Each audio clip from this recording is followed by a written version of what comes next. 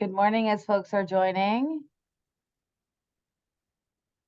The first thing we're going to do is, if you are joining us, we're going to rename ourselves so we know who's on the call.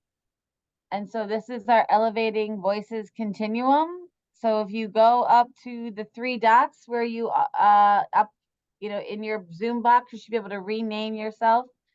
And if you are a director, put the number. So if you're a 1-D, so we know how many directors are on the call this morning, that would be great.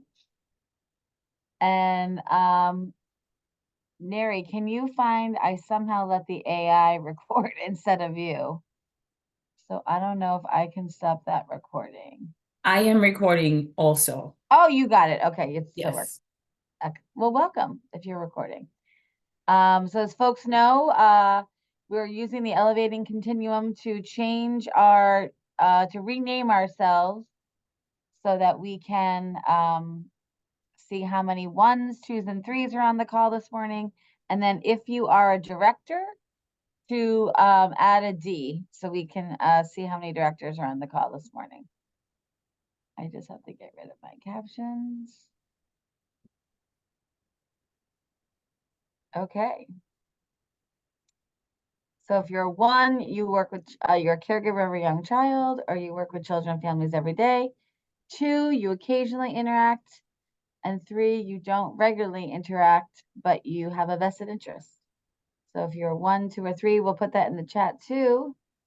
And so welcome. I just want to acknowledge that we have 118 people on the call this morning. And so, and I love that to see all the D's in the renaming yourself. So thank you for doing that. I'm going to now turn things over to Donna Denette, 9:30 call famous Donna Denette, who will lead our conversation this morning. We know there are other folks who are here to help and support. So, but I'll turn things over to Donna, and then I'm going to share the slides. Good morning, everybody, and thank you especially to all the directors who are here. I already received some messages from folks who can't be here today because they're in classrooms, and I know that's true for a lot of people. My name's Donna Denette. I'm the executive director at the Children First Center in Granby, Massachusetts. I've been here for the entire 25 years of its existence. I helped co-create it 25 years ago. If you want to put the slides up, is that what you're working on? Yes. I would go from there. All right.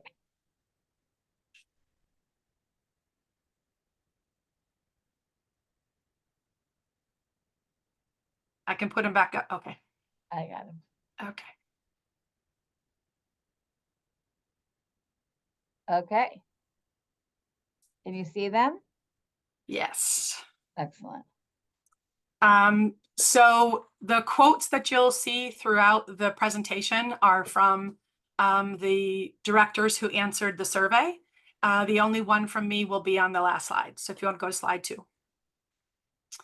In listening to other directors over the past 4 years, I noticed that we often privately or anonymously share how much we're struggling with a work-life balance and the demands of our jobs.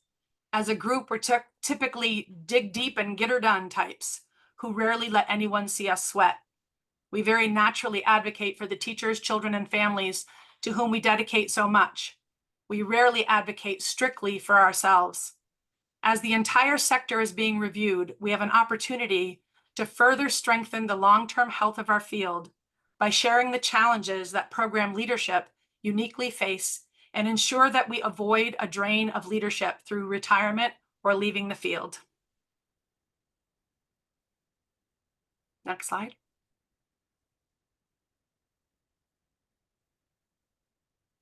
Our goals are to help advocates, funders, and high-level decision makers get an idea of the importance and the difficulties of our role, to ensure that our unique challenges are considered in the reevaluation of the early childhood landscape, and to intentionally approach the pipeline issue for leadership succession.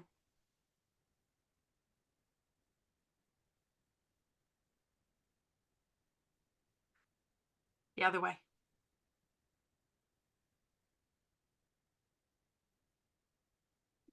So who answered the survey? The survey is still open, and so far I have 132 respondents.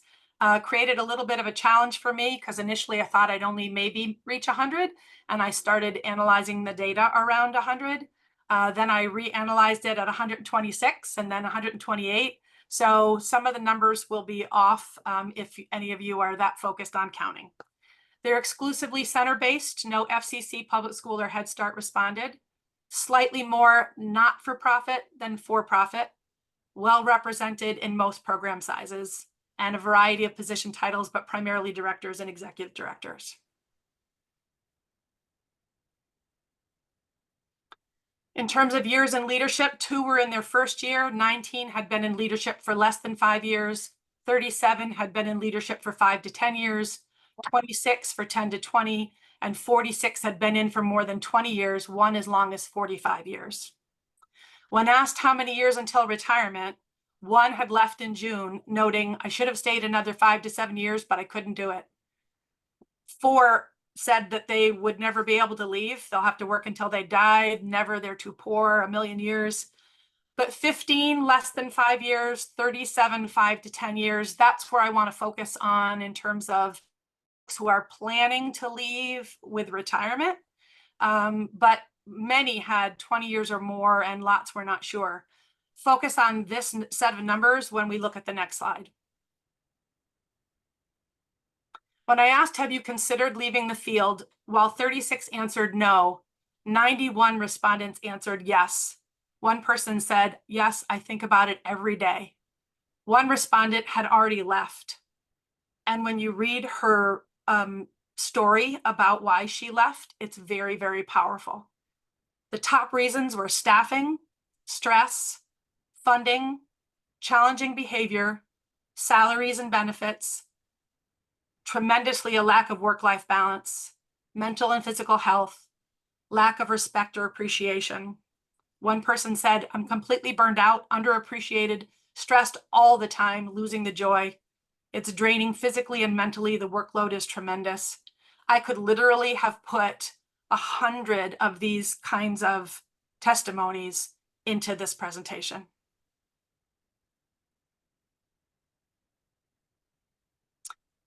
The myth of the early childhood leader. My coach used this expression recently as I explained how hard it is for early childhood leaders to share their challenges. Prior to the pandemic, we were used to a very siloed, competitive environment. We couldn't let other directors know that we were struggling. While that dramatically shifted during the pandemic, some directors report that it's changing back to that climate as more programs compete for resources. Additionally, so much of our success is built on trust that we have it all together all the time, that we can't afford to show weakness. Our reputation, which impacts our attraction retention rate for children, families, and staff, is built on strength. As ECE leaders approach retirement or a decision to move out of their position, any indications that your job is too stressful, draining, defeating will only make it harder to find a replacement. All of the messages are keep your struggles to yourself.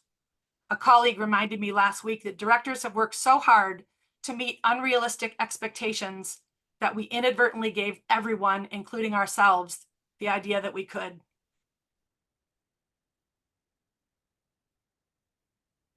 When asked how it feels to be a director right now, there were 14 individual positive words or sentiments that were shared 33 times, and the most frequent word was rewarding. There were 3 times as many individual negative words or sentiments. These were shared 143 times. The most frequent were stressful, overwhelming, exhausting.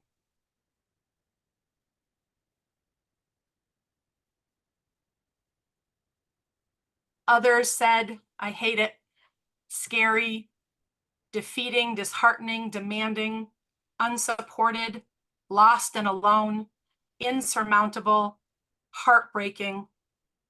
Someone said a high wire act, constantly juggling the needs of the kids, parents, and staff, while keeping up with paperwork and praying the budget balances. Another said unsupported, lack of understanding from staff, parents, all on you with nowhere and no one to understand, lack of training.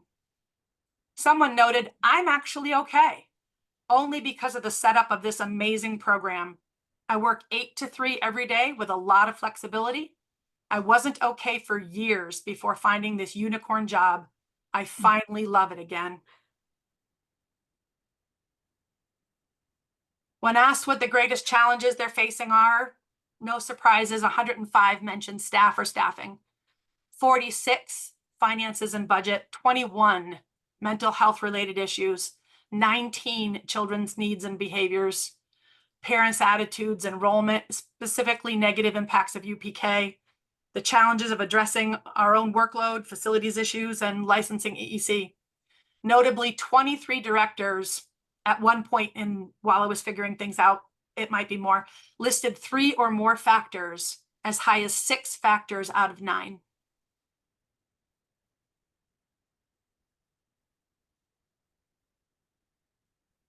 When asked what resources or changes would help, 63 asked for funding solutions, 36 asked for staffing solutions, 21 were looking for more support, many specified from EEC. I will read this quote: support from our licensors. Instead of writing us up for a birth date on a form, come on, we're out here absolutely sinking. 15 want to see a public awareness campaign. 15 were looking for more support for children with needs. 13 think more staff training is needed, and 10 were seeking more mental health supports. Some specific ideas: access to affordable group healthcare options and other benefits, more access to one-on-one support for children with extra needs, either decreasing ratios or increasing staffing to address the social emotional issues and the mental health issues, a liaison between licensors and directors, mock visits, clarity on regs, a more supportive environment and response from licensors. Quite a few people talked about having a collective or recognized voice with EEC, directors having some representation, and lots just said they need more help or less demands.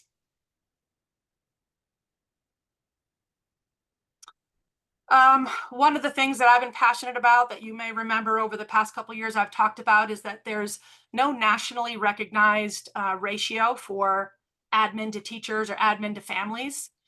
Quick research shows that the ideal range for most managers is 5 to 10, and that more than 15 is unsustainable and can lead to attrition. Using 126 answers, the ratios averaged 1 to 10, with a high of 30 and a low of 2. But 26 programs have unsustainable ratios, and another 22 are above what it ought to be. And this is ratios, so like 1 director per X amount of teachers. Correct. And this is now ratio of admin to students. Using 123 answers, the average was 1 to 42. With a high of 112, 1 director with 112 students, a low of 5. How must quality and stress levels differ across this spread of ratios?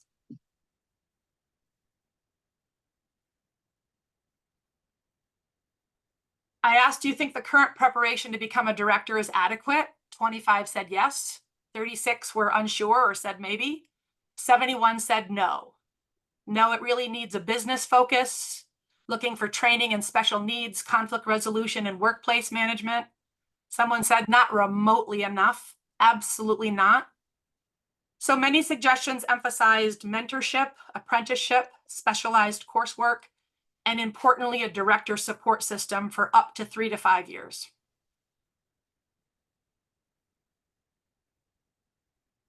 So beyond the clear-cut need for funding and staffing solutions, these were some of the things that came out of this data. A statewide, nationally recognized ratio of admin to staff, children, families that supports high quality and reduces burnout levels in the administration.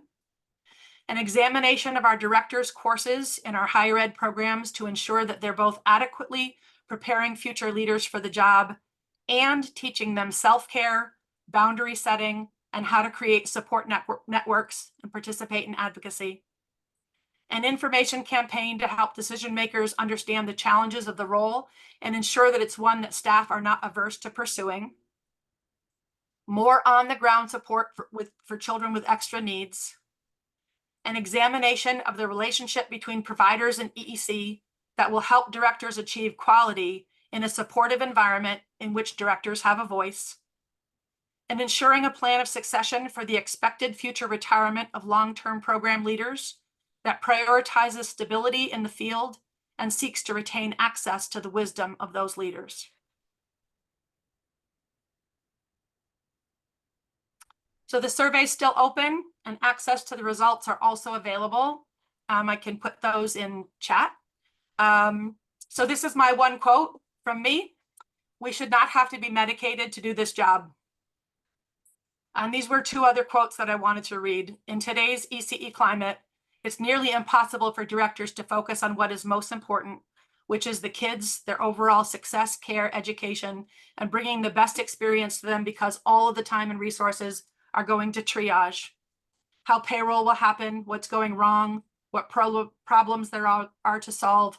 Removing some of the noise and enabling directors to impact staff in a more positive way would be huge. And this one broke my heart. It's stifling. I feel like I cannot breathe. I do not feel heard. There are not enough people in the field or coming down the pipeline to meet the demands of childcare, and it's frightening. All of that responsibility falls on us. I'm tired. I have 2 full-time jobs to support my family because being a director does not make me a single mom of 3. I know that there is at least one person on the call who is ready and willing to talk. JC, can you introduce yourself first? Hi, my name is JC Norton.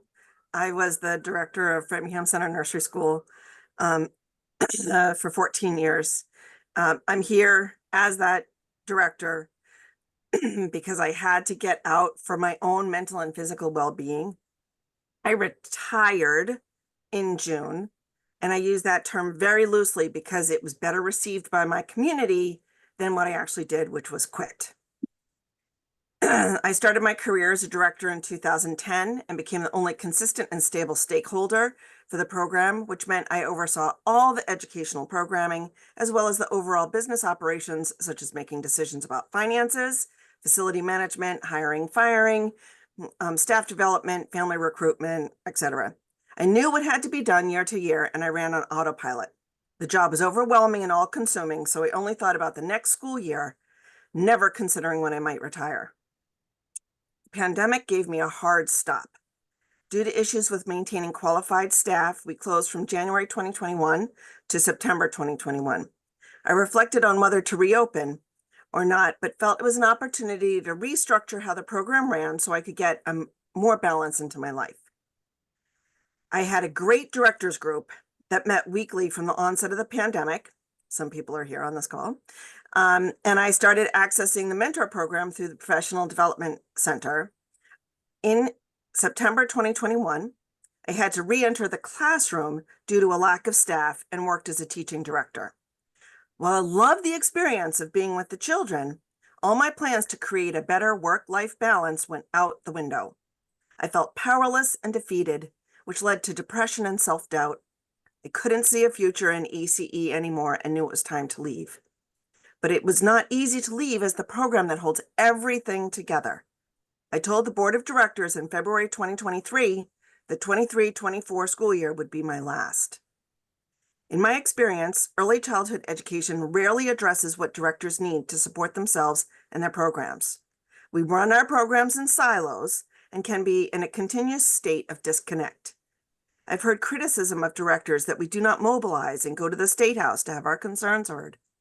My response has been, when can we do that? As leaders in programs that need us to be present, when can we get away? We are caregivers who are overwhelmed and overtaxed. Our sole purpose is to provide safe and consistent care for our youngest citizens. Our own needs and wants will always be last on the list.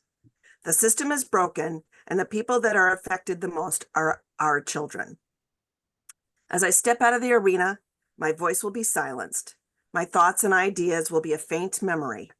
I am not strong enough to carry the torch for changing the system. What I have to say is unpopular. Thank you. Thanks, JC. JC. And Maura, I see your hand is up. First, Donna, I just want to thank you for kind of offering and volunteering to do this call and for the survey and preparing the incredible slides and data. And just everyone just take a minute to take a deep breath and reflect on all that Donna has shared, and folks who are adding to the chat. And just if you are new to the 9:30 call, which I'm guessing many of you are, and I'm sure adding one more thing to your day is not what you came here to do, but this is been a community of support. So even if you can listen in or send someone from your team to stay to listen every day, it would be so wonderful to have each of you. So let's go to Maura and then Kat. Hi, I had run a administration director support training class through Strong Start. It was like an admin 8 or 10 month full year course, and we covered like a content topic each month, and it definitely turned into more of a support group than content. Each content session we brought up just pulled in so much just so much to talk about that it really turned into a support group. So I asked, at one point, I asked if you knew what it was now when you were going into it, would you ever go into this position or into this field? And 100% out of like whoever, I think I had 16 or 17 in the class, 100% said no, that they wouldn't. And this was in 22. So granted, it was like coming out of the pandemic, but still, I don't think a ton has changed. And my second thing we did is we made a list of all of the roles that the directors play: public health nurse, social worker, HR, finance, like everything. And no other field that I know of has a director do all of those things. We came up with like 56 things, and I think it grew every week of the roles and the things that we do. So if you have a minute, sit down and think about it and write down all of those roles that have another person do it in another agency, right? Yes. And that was just eye-opening for people. We were just like, no wonder we're overwhelmed. No wonder we're tired. No wonder we can't get things done, keep up on things, right? Because of that. Other agencies have people do it. So anyway, those are my 2 comments. But Thanks, thank Maura. you. This was great, Donna. I appreciate it. Thank you, Maura. Thank you.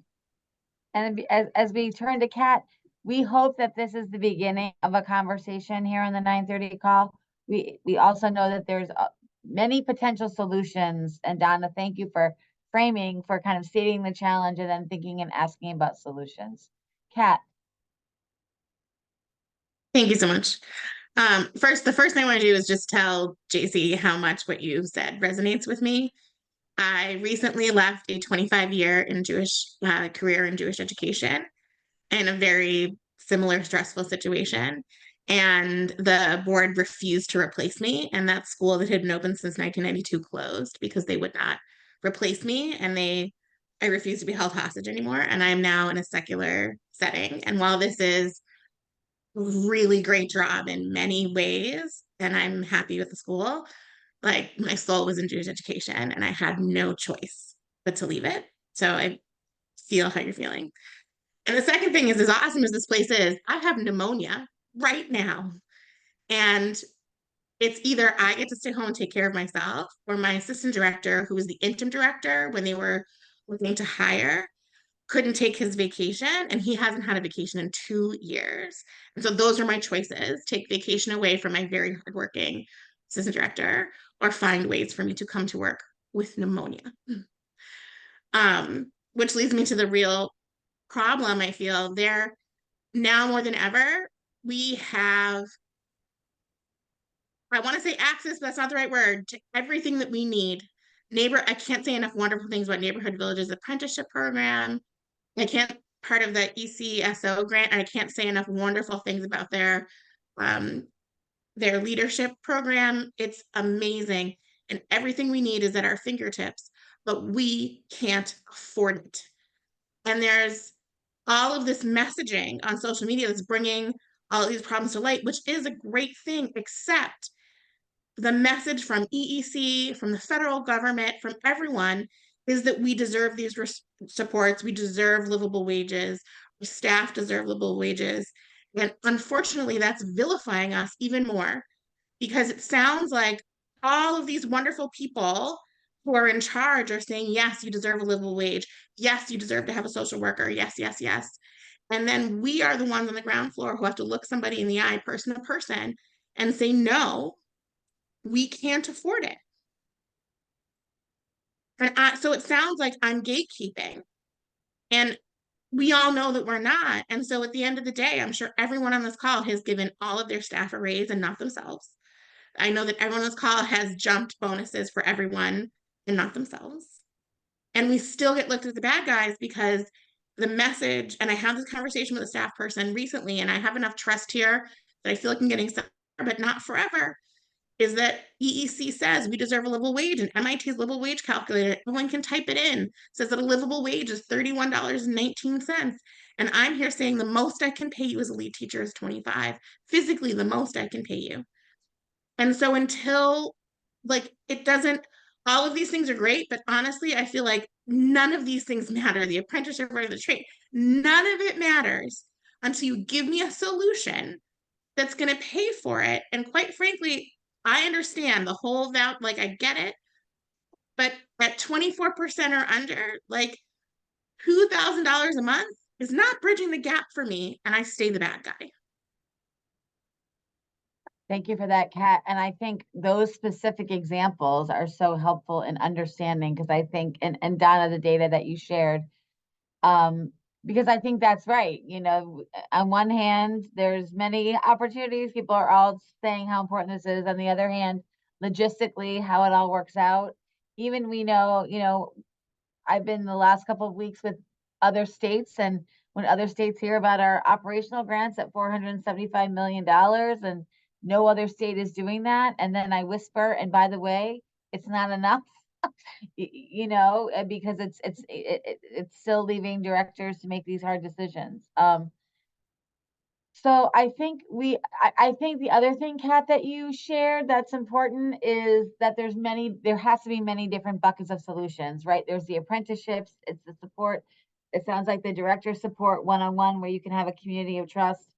You know, and then where are the resources? And then I appreciate what JC said about the advocacy, how like that can seem impossible that you're now going to go to the State House and talk about these things. And I think here at Strategies, we want to figure out what do some of these solutions look like in real life, and want to work with everybody on the call and the community to figure that out. Allegra, I'll go to you. It's 10:02, so we're at the end of 9:30 call land, but why don't you share what you were going to share? I'll be really quick. Thanks. Hi, Amy. Hi, everybody. Kat, I just want to say, I hope you feel better. And I really resonated with the like working while sick. This was pre-COVID, but I had a fever of 104 and was at work all day. And I didn't even know, because I was just used to working through discomfort, you know? And I think that speaks to the role we have as directors, and that we show up no matter what, and not even are able to read our own cues. I think one of the things that I wish that I had more of, and I'm sure Amy would just say, join this call more, is like that sort of community of practice, you know, like that group of directors who I can sort of sit with and think about and hold. You know, I feel grateful that I have peers who I can reach out to. But I think one of the other things, and this is not a knock to for-profit childcare, but I think one of the questions that's been really wrestling in my mind is how nonprofit childcare has to sort of revision our model when we're competing with for-profit childcare, because there is sort of the HR person, there is sort of this, you know, and I was a consultant, so I know the hardship that all directors feel, whether you're a for-profit or not. But as I sit here, we just had a massive flood at my school. We've dealing with asbestos. We're in 2 different locations, a nightmare. And it all comes down to me and what I'm able to do. And I'm tired. So anyway, it's great to be here. Thank you, everybody. I'll be quiet now. Thank you. Allegra, let's reframe that, not be quiet now. Let's thank you for your what you said. And I think the 9:30 call is one option. It's not going to be a direct, right? We want to think about what there are many different options and solutions, I think. Anna, I'll give you the last word.